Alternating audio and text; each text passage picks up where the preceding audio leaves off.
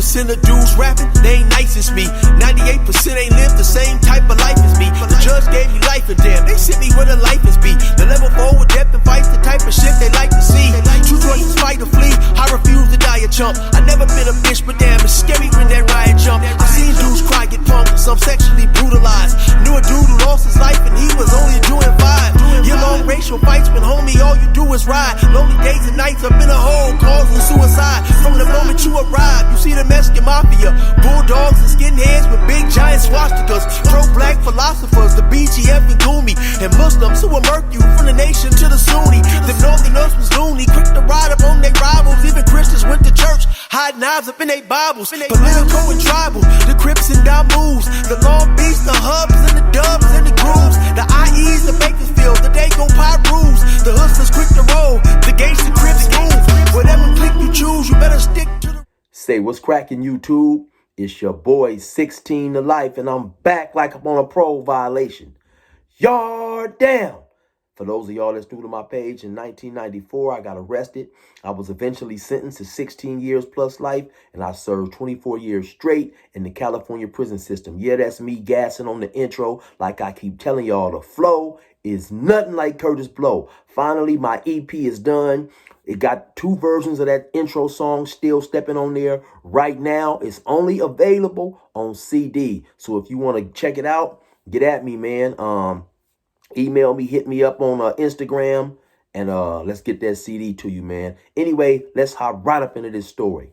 So I don't know how I missed it yesterday, but this guy who's named Cesar Moses Hernandez, he did, I'm sure, what every lifer has dreamed of at some point in time.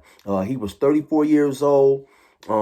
He had 25 to life, and he was convicted and came to prison in 2019. So he was about 5 years into a 25 to life sentence, and he escaped.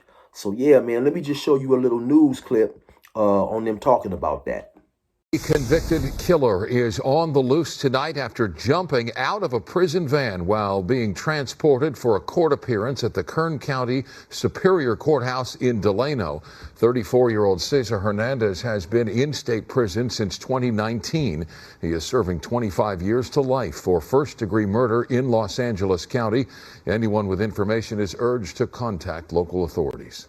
So from the information that I seen, he was on a level 4 prison in North Kern, known as Delano. Now, at some point during the period of his incarceration, he had been caught manufacturing and making weapons. Now, in the California Department of Corrections, certain disciplinary infractions, not only do you get in trouble in prison, but you also get what's known as a DA referral. And basically, whatever prison you're being housed in will refer that incident to the district attorney in that county. Then he'll look over it and he may decide to pick that case up and file charges on you. And then you will be going to court as if you had caught a charge on the streets. During the time that I was incarcerated, I never went to court from prison, but I did go out to visit the local hospitals and see the doctors and things like that. And so they don't let you know exactly when you're going. You just know that you have a scheduled appointment coming up, and then the day before you'll receive a docket telling you to report to R&R at 8:30. So I'm assuming that's how it went also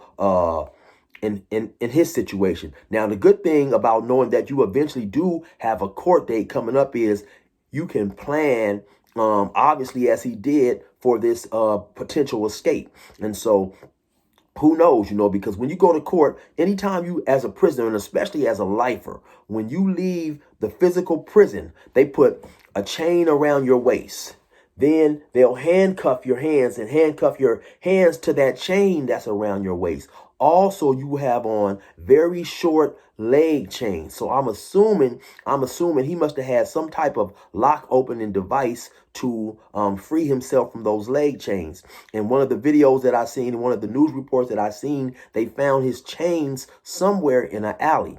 And so once again, of course, we have on the inside, you have COs who bring in contraband from weeds, drugs, cell phones, all types of stuff. So if a convict can convince a correctional officer to bring in things like cell phones, drugs, alcohol, so on and so forth, he may have convinced him to bring in a handcuff key. Who knows? It may have been introduced also at a visit. And like I say, I'm just speculating here, right? But whatever he used to escape those chains, obviously, he had it. He was ready. He was prepared. He knew he was going to court, and he got up out of there, man. He came to prison in 2019, sentenced to 25 years to life. So he had about maybe 5 years in on his life sentence. And for those of you guys who don't know, who've never served life, and I'm speaking from experience here, 5 years in to a 25 to life sentence, you just started that sentence. You fresh, you know what I'm saying?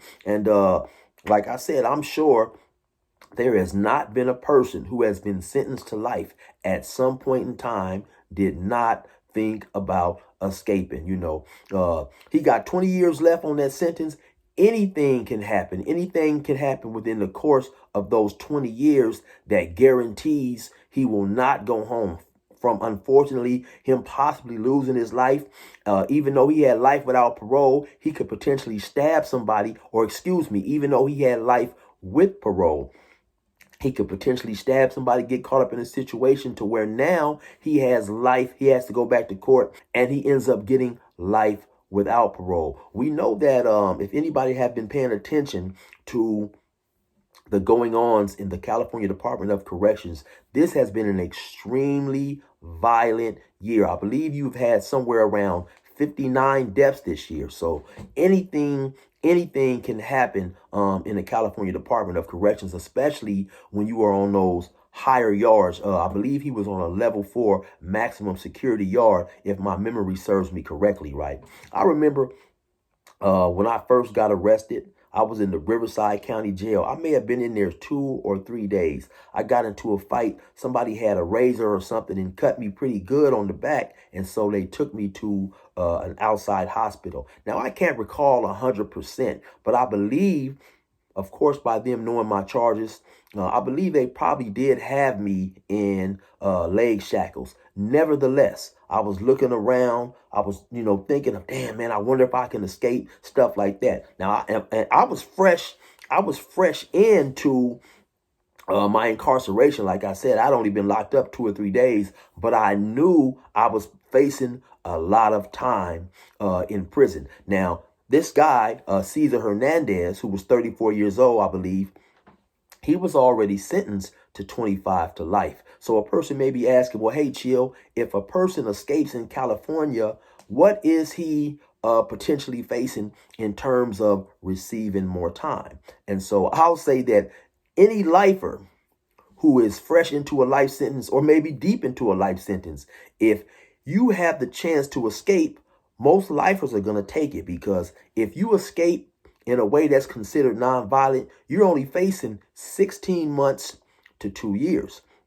If you happen to escape using force or in a way that they consider violent, then you're facing anywhere from 2 years to 6 years. And that time will run consecutive to the time that you're already doing, meaning that once you finish that life sentence, so if you have 25 to life, let's say you stay in 27 years, you go to the board finds you suitable and gives you a parole date. Once that parole date comes, if you have been convicted of any other crime like escape or something like that, then you will start to do that time. And so for an individual, of course, who's serving a life sentence and he doesn't even know if he'll ever come home, if an opportunity like that presents itself, of course, you're going to have most lifers who are going to take that chance, right? Especially, like I said, you're fresh into a life sentence. You're 34 years old. You're calculating another 20 years. By the time I get out, I'm going to be 54, 55 years old. Of course, when a person is in his 30s, his 20s, thinking about his life at the age of 55, 56, if you get out then, in your mind, that's an old man. So why not take the chance now if the opportunity presents itself? Obviously, like it did for this guy right here, and he took that chance and he got up out of there. Now, of course, I know anybody, probably all lifers who have heard about this, they're probably silently rooting for him. And of course, any lifers in there and a lot of prisoners, period, who heard about the situation once the news hit, like, oh man, Caesar got up out of here. Oh man, that's good, man, that's good. I'm definitely sure they're in there rooting for him. Now, I'm sure you got some people out there that's thinking, okay, Chill, how you feeling about this, man? You've been out for quite some time now, 7 years, man. You seem like you're a reformed individual. How do you feel about this dude, man? And to keep it 100, man, I'm rooting for the cat, you know what I'm saying? Because I was locked up myself, so I can personally empathize with his situation. Outside of him harming somebody in his journey or his attempt to stay free, man, listen, if this dude can disappear into the shadows, live a peaceful life, and never come back to prison without getting caught, hey, I'm rooting for him, man. I definitely don't want to see him hurt anyone in his journey or in his attempt to stay free. Sometimes, you'll see about a prisoner escaping, and a lot of them really don't have a plan. They just escape, and now they're out into the neighborhood or into the area of where the prison, in the area of wherever that prison was. And so now they're kind of just operating, on instinct and just day by day things. They don't really have a plan. So they have to break into houses, break into cars, and eventually, they may run across somebody and do something to them. Because of course, when a situation like this happens, the word gets out, especially to that town. Now, everybody is hyper vigilant. Everybody is alert. They're paying attention to stuff.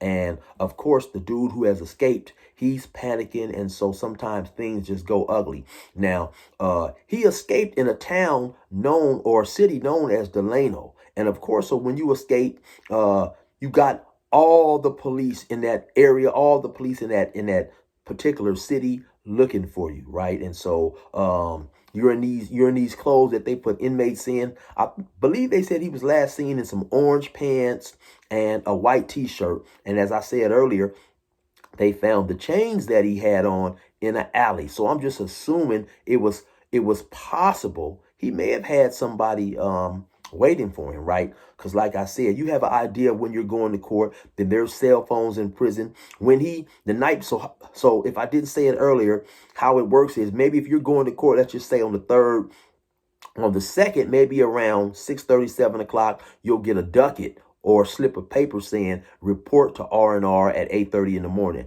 Now, obviously, he was aware that he had pending charges and he had to go to court. So if he has a cell phone or if he has action at using a cell phone, and he put this plan together, he could have possibly text somebody and said, hey, okay, I'm going to be over there tomorrow. He could have had this all worked out, man. Be ready, so on and so forth, right? So because it seems they're still searching for him, it seems that he has gotten away. So who knows, man? So anyway, man, like I said, this dude has did what I'm sure every lifer at some point in time in their period of incarceration has dreamed of, which is escaping. So anyway, we're going to see how this plays out, man. You already know what it is. It's your boy, 16 to Life. I'm telling you, go cop that CD, man. It's 10 songs on there. It's fire. I have 2 versions of that intro song, Still Stepping, the original intro that I was using, and then the one that I started using later on. I'm telling y'all, you already know what it is. I'll be gassing. The flow is nothing like Curtis Blow. Tap in with me on my Instagram,